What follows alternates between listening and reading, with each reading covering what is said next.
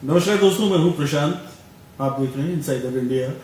आज एक खास मकसद है आप लोगों के साथ जुड़ने का। मेरे साथ आप देख रहे हैं श्रीमती गीता जी अग्रवाल मौजूद हैं। आप होटल व्यवसायी हैं। इसके अलावा जो बहुत बड़ा रोल इनका समाज में है, समाज के प्रति है, वो एक समाज सेवी के तौर पर है। समाज सेवी इन द सेंस इसके बहुत सारे एस्पेक्ट्स हैं, उन पर फिर कभी हम इनके साथ बैठकर बात करेंगे।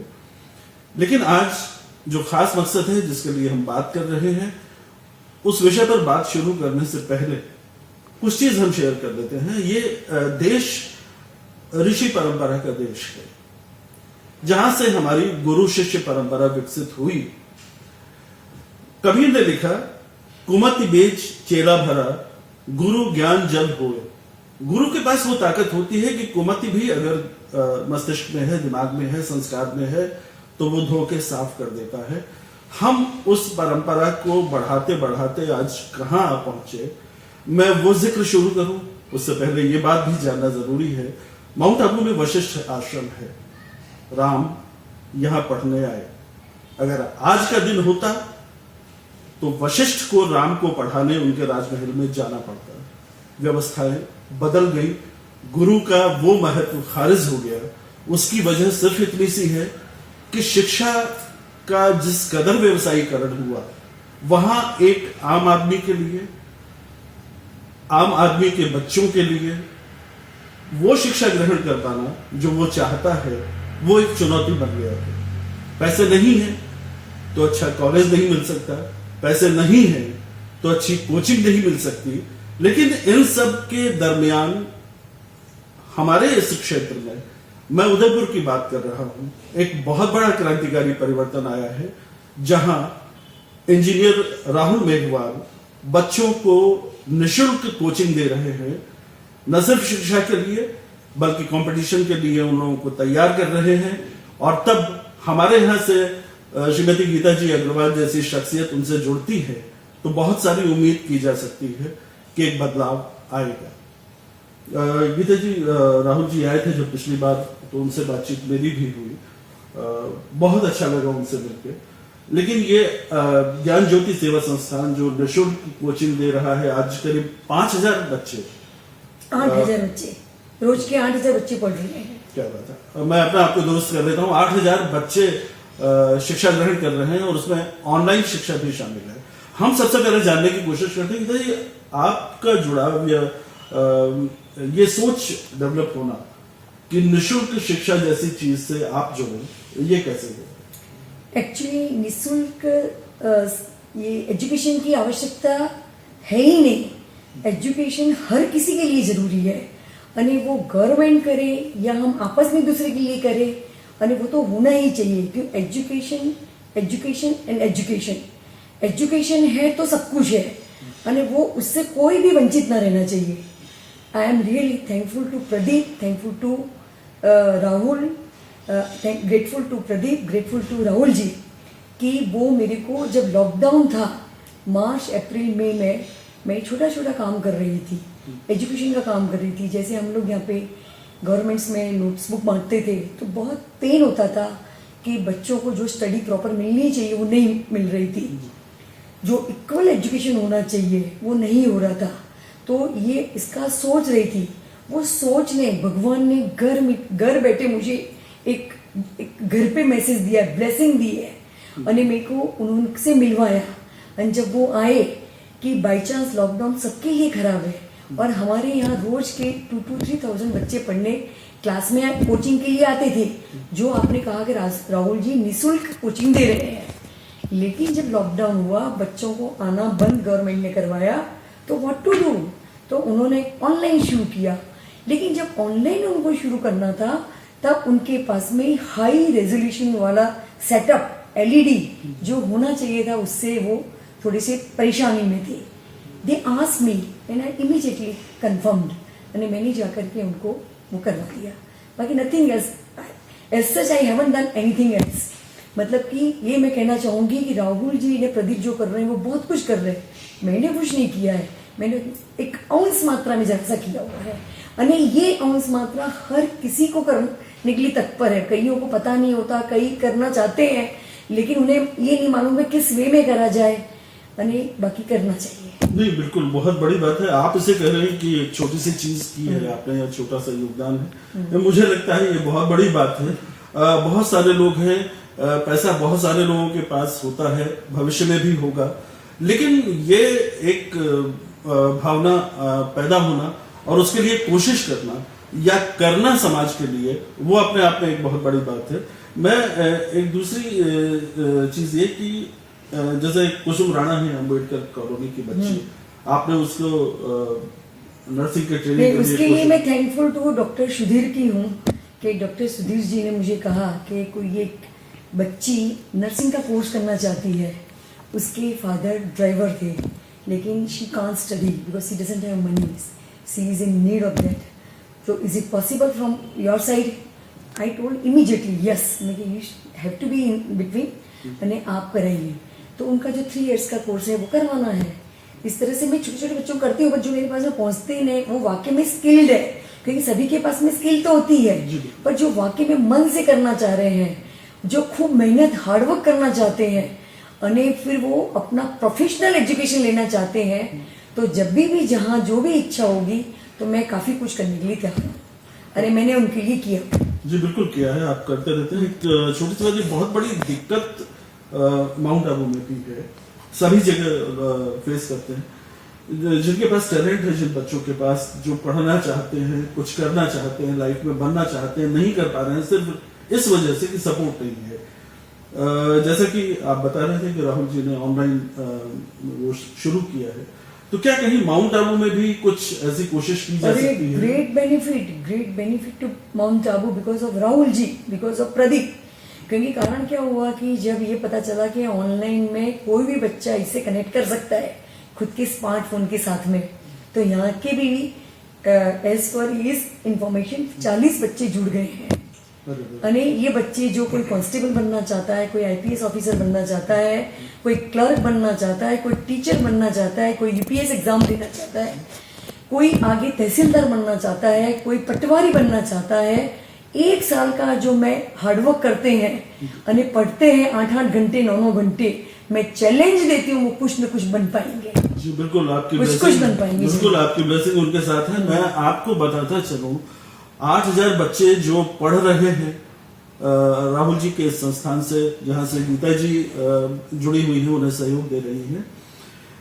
अभी तक जो उनका रिजल्ट रहा है, 11 sub inspector, 41 NDC, 53 constable, 465 BSTC selection हो चुके हैं और 12th बोर्ड में 150 में से 150 स्टूडेंट्स ने 60% से ऊपर नंबर अर्जित किए हैं। ये एक बहुत बड़ी उपलब्धि है। उन बच्चों से कोई पैसा नहीं लिया गया, उन सबको निःशुल्क प्रशिक्षण दिया गया है। ये अपने आप में एक बहुत बहुत बहुत बड़ी बात है। आप सोचिए कि कितना बड़ा संबल है उन बच्चों के लिए। और हमारे शहर में गीता जी इस अभियान से या इस उद्देश्य से जुड़ी हुई है। यहाँ जो जैसे सरकारी स्कूल हैं या और भी जगह है, वहां हालात इतने खराब हैं, बल्कि मैं ये कहूँ गवर्नमेंट स्कूल्स में जो बेसिक रिक्वायरमेंट्स हैं, उनकी जो बेसिक नीड है, वो भी पूरी नहीं हो पाती है। क्या मैं शायद राहुल जी तक अपनी बात पहुंचा सकूं कि क्या उन सब लोगों को ये मैसेज दिया जा सकता है कि वो इस अभियान से जुड़े, जो बच्चे जुड़ना चाहते हैं, जो वाकई पढ़ना चाहते हैं, तो उनके लिए एक बहुत बड़ा अचीवमेंट होगा और वो आगे बढ़ पाएंगे। आप क्या सोचते हैं? एक्चुअली गवर्नमेंट स्कूल्स के लिए दोनों का ही कसूर है, गवर्नमेंट का भी है कसूर और टीचर्स हैं उनका भी कसूर है।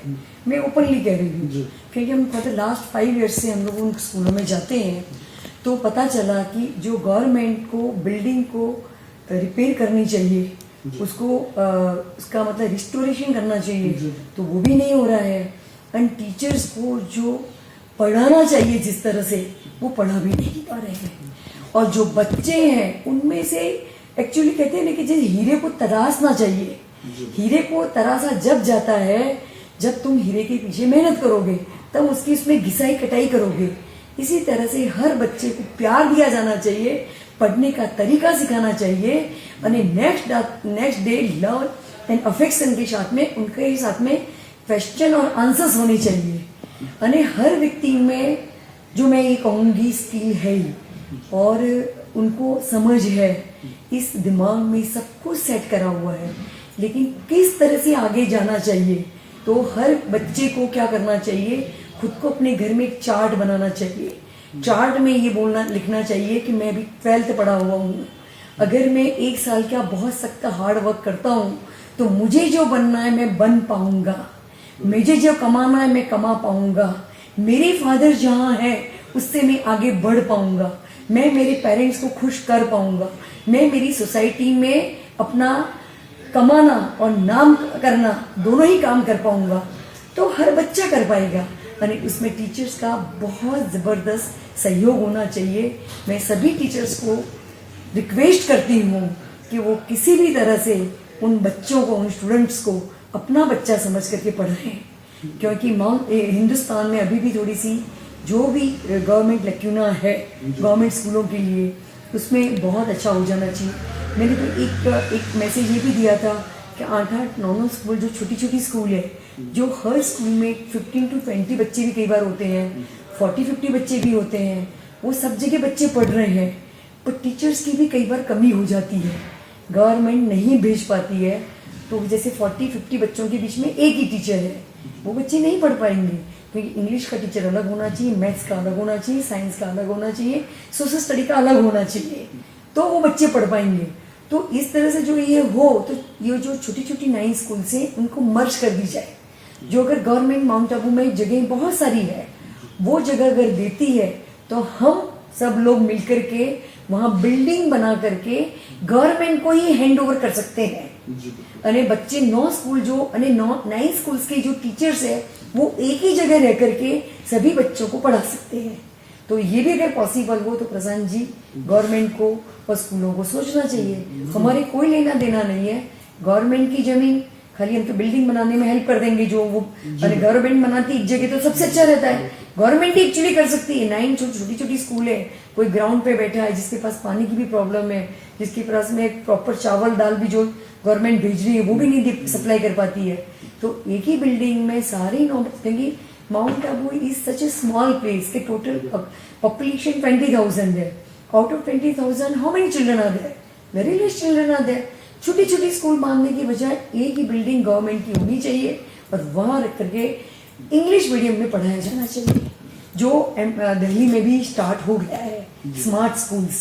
तो इस तरह से गवर्नमेंट स्कूल जो दिल्ली में हुई है डेवलप, इस तरह से माउंट आबू में मैं चाहती हूँ तो हो जाएगा। ये सही बात है। तकनीक जिस तरह से आगे बढ़ रही है, सिर्फ माउंट आबू नहीं, हर जगह तकनीक के साथ हमारी शिक्षा पद्धति को उसी तरह से बदलने की जरूरत है। और जो बेसिक इंफ्रास्ट्रक्चर जहां नहीं है, उसके बगैर बच्चों के भविष्य को संवारा नहीं जा सकता है। उन्हें अगर आगे बढ़ाना है, हमें अपने देश का भविष्य तय करना है, तो फिर राहुल जी मेघवाल, श्रीमती गीता अग्रवाल जी की उस सोच के साथ आगे बढ़ने की जरूरत है। बहुत अच्छे सुझाव दिए गीता मैडम। एक मैं लास्ट बात और कहूंगी, किसी को भी पता नहीं है, उदयपुर में एक इंस्टीट्यूशन है कि जहाँ होटल मैनेजमेंट कोर्स होता है।